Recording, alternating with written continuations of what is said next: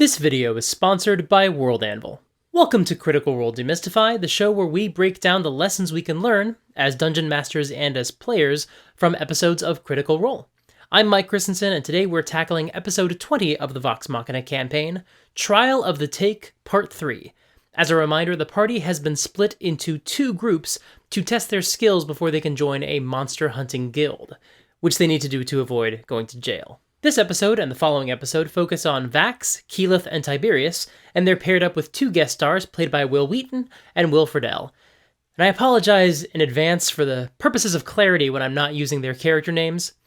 I will have to use the players' names, their full names, every time. I'm sorry, it's not my fault. Both of the guest stars are named Will, with different spellings of the name, but that doesn't help much for the purposes of making a video about this episode. Also, a bit of context going in. Will Wheaton is famous for rolling terribly. At this point in time, he had his own show on Geek and Sundry called Tabletop. He was also running an actual play show called Titan's Grave, and he also made plenty of guest appearances playing D&D and RPGs, including playing in the early Acquisitions Incorporated games. And he was famous for rolling ones. Vax, just like Vex, is bitter about the fact that he has to be separated from his sister for this mission. And since they don't have the bag of holding with all of the supplies, and they're minus their meat shield and their cleric, they decide to go shopping for potions and whatever else they think they might need.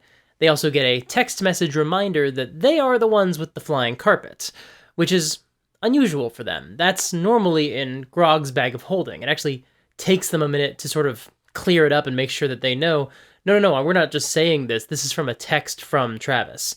It seems like this was discussed in between games, probably after episode 17, but it's been long enough that these cast members, most of them, forgot that they had agreed to take the flying carpet. Gee, I sure hope breaking with the tradition of keeping the carpet in Grog's bag of holding won't lead to any dramatic irony. They find a familiar tent with a fortune teller they met in a pre-stream game, an elven woman who transforms into a hag once alone in the tent with the party.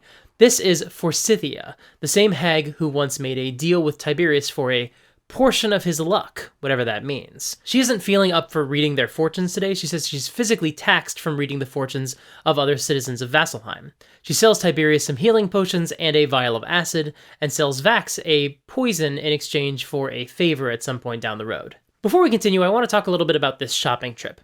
I think Matt totally sympathized with the fact that he had basically split these players off without their healers and without their meat shield. And sure, they were going to get another meat shield and another healer in a few minutes once they met their guest stars, but they don't know that yet. And yes, Keyleth is a healer as well, but we're at the point in the campaign where she still tends to spend more time in combat, wild-shaped into animal forms, and so that really limits how much healing they can do. The irony is that the other party really didn't have a healer either. Scanlan and I believe Vex had some low-level healing, but for that game, the guild gave them a bunch of healing potions. That doesn't happen here because they are going to be joined by a healer, and it'll be his first game of D&D. So Matt probably didn't want to steal his thunder. It's one thing for them to go buy some healing potions on their own, that's fair enough. But if an NPC in the Slayer's Take Guild Hall handed them healing potions, it would be effectively like turning to the new player who rolled up a cleric and saying, don't worry too much about healing people. And, sorry if that's something you were looking forward to doing. Of course, the other possibility is that he was going to give them some free healing potions once they got their mission, but then they went off on their own and bought some, and he decided he didn't want to do that after all. Giving them even more healing potions could run the risk of reducing the tension of the upcoming encounters, and I could see him pulling back on that idea for that reason. As for the hag not being able to do a reading because she's already taxed, I suspect this is partially a contrivance on Matt's part because there are two other guest stars sitting at the table waiting to play D&D, and a fortune reading for each player could slow things down. I'm not saying he made up that detail right here. In fact, we know he didn't. As she says she's taxed and they see dried blood around her nose, Matt specifically says, as Matt, if you recall last time, the process is very physically taxing on her. I suspect that was a detail he added when they first met her, probably so that all 8 of his players wouldn't spend at least an hour of game time getting their fortunes read. Of course, in this context, it's totally reasonable to say, yeah, lots of people are getting their fortunes read. This is a busy street. Forscythia even points out that the people of a large city always want to know their fortune. But also, there are guest stars waiting. I suspect Matt felt it was totally reasonable to let these players go buy some supplies so they would feel prepared, and it was fun for him to put a pre-stream character in front of the party again, but I imagine he was a little bit worried not just about the patience of the guest stars, but the amount of time they actually had to run this entire adventure. As you recall, they have to find and slay a monster, and they only have 2 sessions to do it. Of course, I don't actually think Matt needed to worry about the guest stars being patient. Will Wheaton is watching all of this play out very intently, and Wilfred L. is enraptured by the entire exchange. But of course, that doesn't change the ticking clock. And it's pretty reasonable to assume a fortune teller in the town square would get lots of work. When you combine that with the pre-established detail that this hag gets physically taxed when performing readings, the fact that she can't do a reading today is a totally logical conclusion.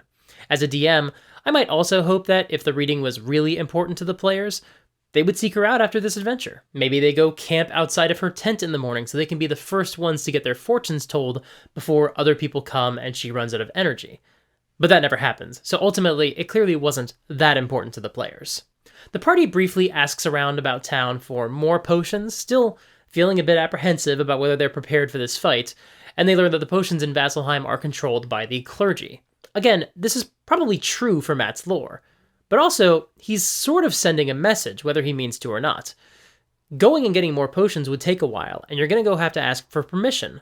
Are you sure you want to do that? At this point, the players take the hint, and they go back to the Slayer's Take to get their quest. Here, they find out that the other party members were assigned to slay a dragon, which doesn't make them feel much better. They meet their other teammates, a guild member who will be their team leader, and another adventurer hoping to join the guild. First, they meet the hopeful, Wilfred L's character, a human cleric named Kashaw Vesh, with shoulder-length hair, eyes of 2 different colors, one blue, one yellow, and one arm, his right arm, is covered from wrist to shoulder in dozens of scars, each just a 1-inch long cut. He's a gruff, impatient, sarcastic, and fantastic character.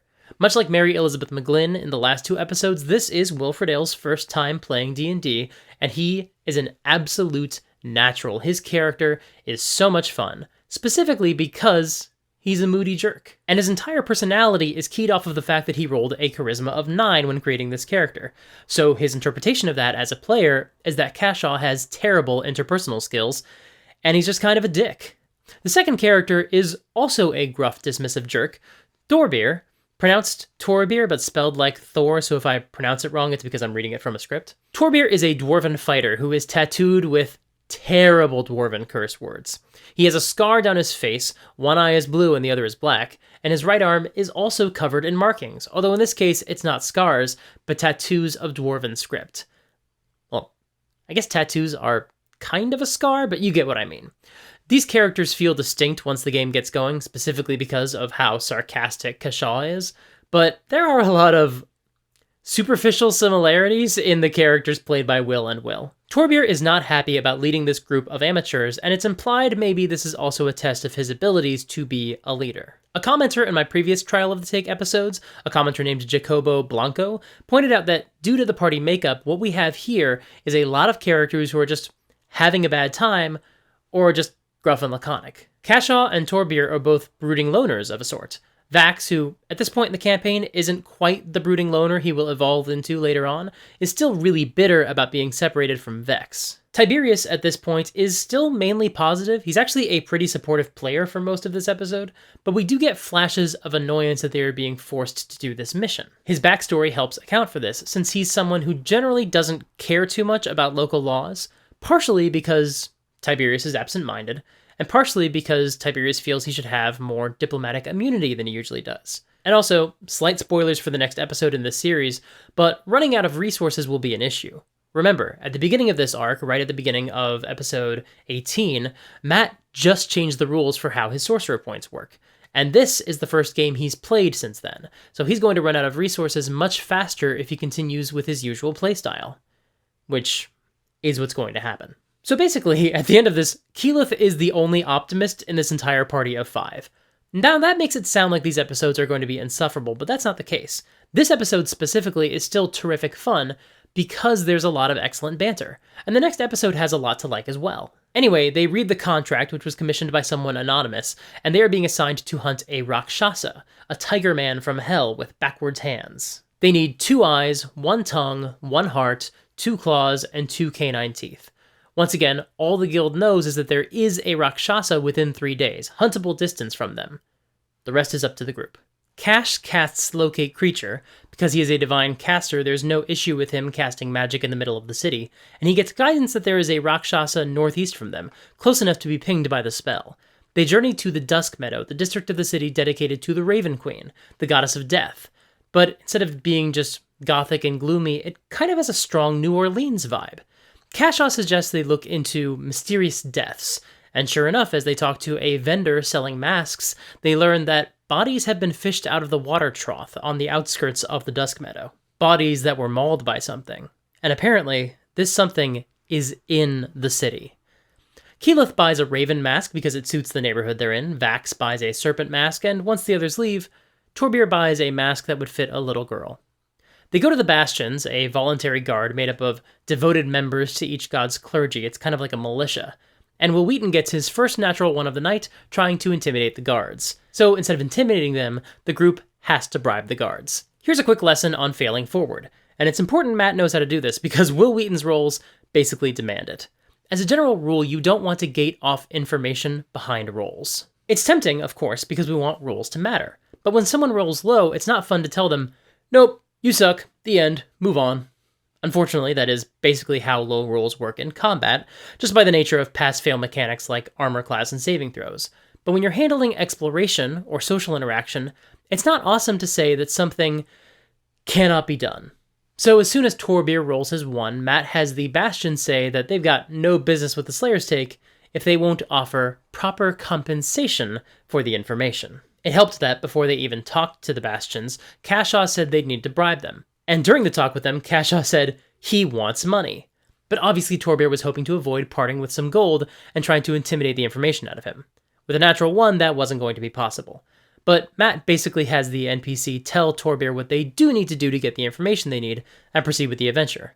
Of course, he does it in the form of a dismissive insult and with a threat of violence if Torbeer continues to disrespect them, but he still relays the relevant information. You need to give money to get the details you need. One more thing. Technically, rules as written for 5th edition, a natural 1 does not mean an automatic failure. But setting aside whether or not this was a de facto house rule at this point in the campaign, which it kind of was, it's important to remember that these characters are around level 11, so the DCs are higher. And considering Torbeer doesn't really have a super high bonus to most of his charisma skills, a natural 1 just was not going to do the job. After bribing the Bastions, the party learns that a body turns up every few months for the past 2 years. The bodies are partially eaten by some kind of beast, but no beast has ever been found. And the bodies are wrapped in blankets. So someone besides a mindless beast is cleaning up these bodies, at least in part. The most recent death was Lord Tyrell, a merchant lord from Ank'Harel. I didn't mean for that to rhyme.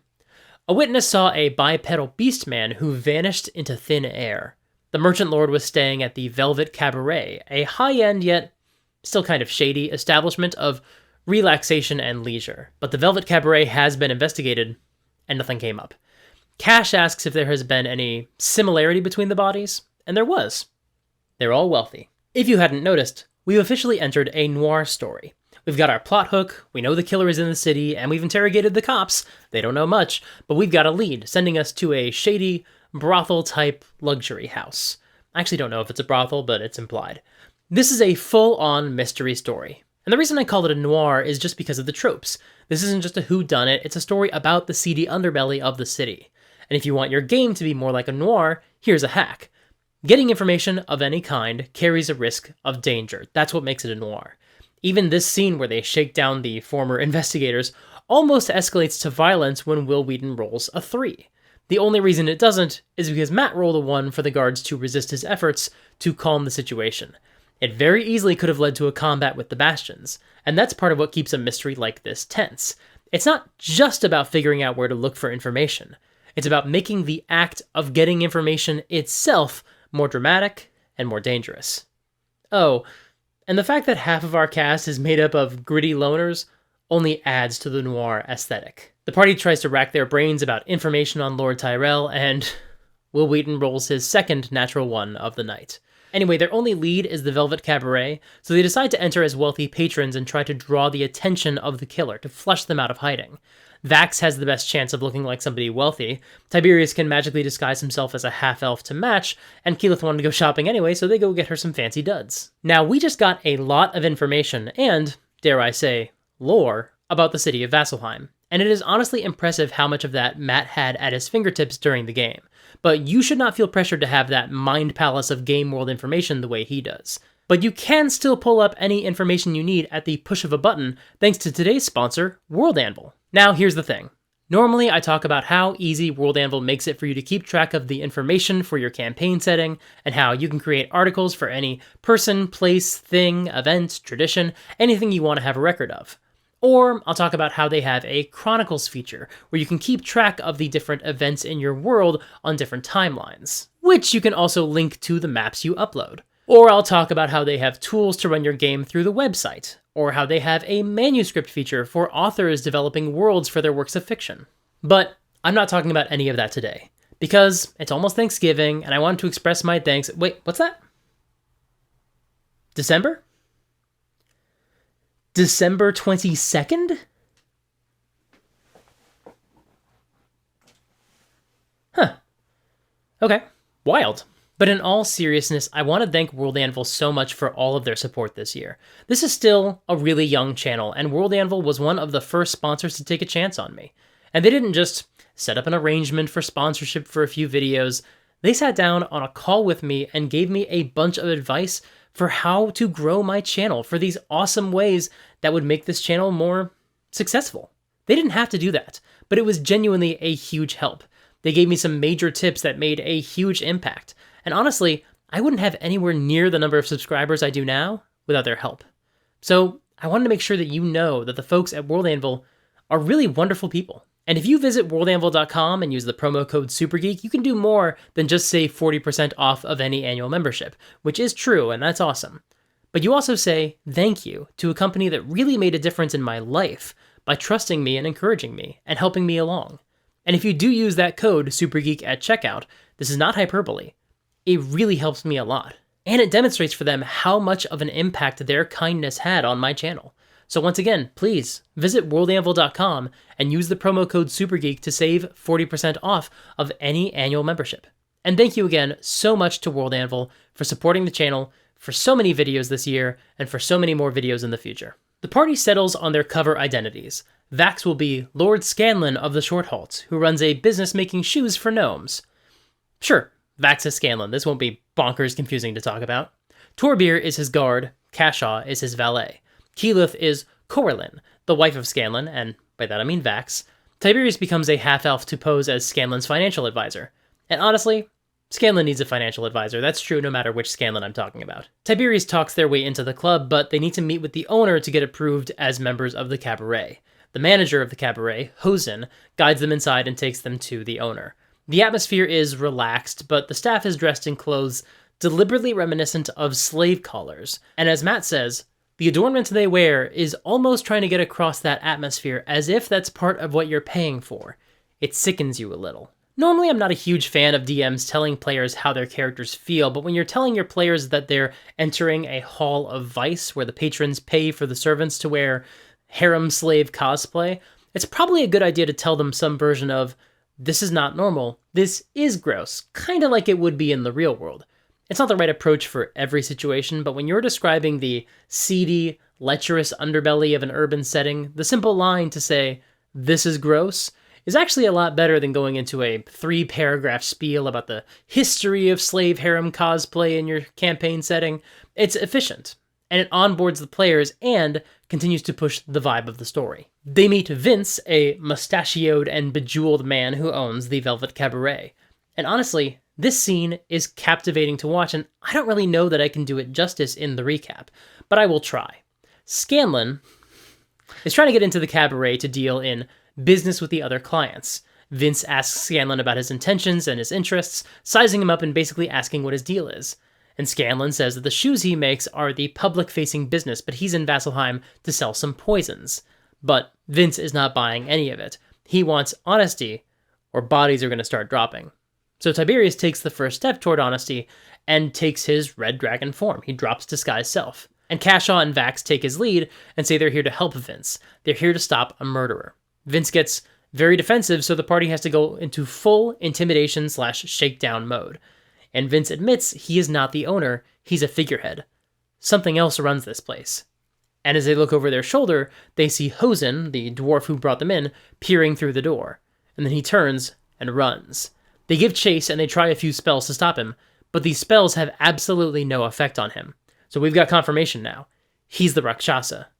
Now, Keyleth figures this out because hold person has no effect, because a Rakshasa isn't a person. But Tiberius' telekinesis also doesn't do anything to him. That's interesting. Hosen turns invisible and runs through a door in the hallway. Some guards come sniffing around because they heard some of the commotion, but Tiberius takes Hosen's form and sends them away. He then drinks a potion of Frost Giant Strength and pulls a couple of daggers out. My guess is he's doing that to conserve his spell slots. They try to break down the door, and Will Wheaton rolls another one. What is that, like 3 so far? That's fine. No big. That's, like, statistically that can happen, right? Vax picks the lock and they enter an empty bedroom. They scan the room, and it's funny, with every description of the room, Matt reminds them there is a rug in the middle of the room. Every time they look around, he keeps describing that all there is in the room is a rug, a bed, and some furniture. So finally, Torbjörn takes the hint and checks under the rug. And no, there's nothing there. But Torbjörn finds that there is a hole in the floor beneath the bed, with a ladder going down into darkness. They prepare themselves. Tiberius casts Stone Skin on himself, Cashaw casts Freedom of Movement on himself, and they descend into the tunnels beneath Vasselheim, because Dusk Meadow is also where the catacombs of the city are. So there's a lot of stuff down there. Vax disarms a trap that would trigger a bunch of poison needle darts as they walked through. But then Torbjörn trips another trap, and an Indiana Jones-style boulder drops and starts rolling after them. They run down the tunnel. Tiberius tries to cast Slow, but it has no effect on the stone. And so he casts his Obelisks of Stone spell in the hall to block the boulder. He also casts Fly on himself during his attempt to get away. I only point out the spells he's casting because in the next episode, he's going to be down some spell slots as a result. Torbjörn tries to use his Dwarven Insights to try to track Hosen's footprints and rolls with advantage. The higher was a 4, the lower was a 1. But Cash rolls much better and confirms there are no tracks. And then he slips in some slime and slides down a tunnel. Tiberius and Keyleth drop after him because it looks fun. Vax and Torbjörn keep their footing in the slime and follow very slowly. Meanwhile, Cash, Tiberius, and Keyleth drop out of the tunnel and down a cistern, landing in a pile of crap. And by that I mean trash and rotting food, and also crap. They hear some squeaking sounds, like maybe it could be rats, so Tiberius turns invisible. And then a tentacled creature climbs out of the muck and prepares to attack. And that's where we're going to pick up next time. Thank you so much for watching. We'll be back with this series in 2 weeks with episode 21, Trial of the Take Part 4.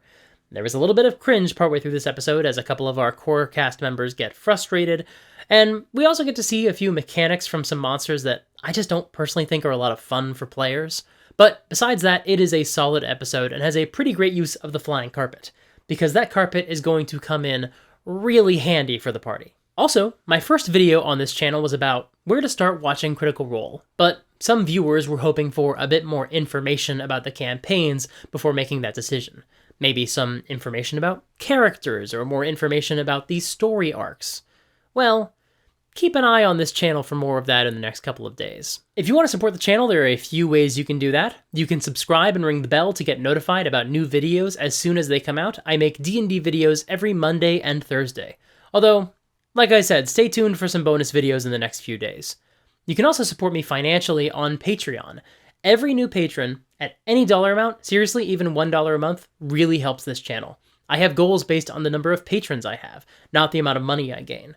My next goal is to get to 100 patrons, which we are really close to, and I'll celebrate by investing some more money in improving my lighting for these videos. Another goal, further down the line, is to take this video series weekly. I know a lot of viewers would love that, but I would need to hire an editor to handle that huge amount of workload, so the Patreon goals are how we get closer to making that happen. You can also support the channel by joining my Discord community and hanging out with a bunch of other people who like these videos and enjoy the channel. And the fourth way to support the channel is by signing up for my newsletter, where you can get some occasional updates about what I've got going on. If you want to see more from me, check out this video about an approach to creating characters and how I took some unexpected inspiration from God of War and Ed Sheeran.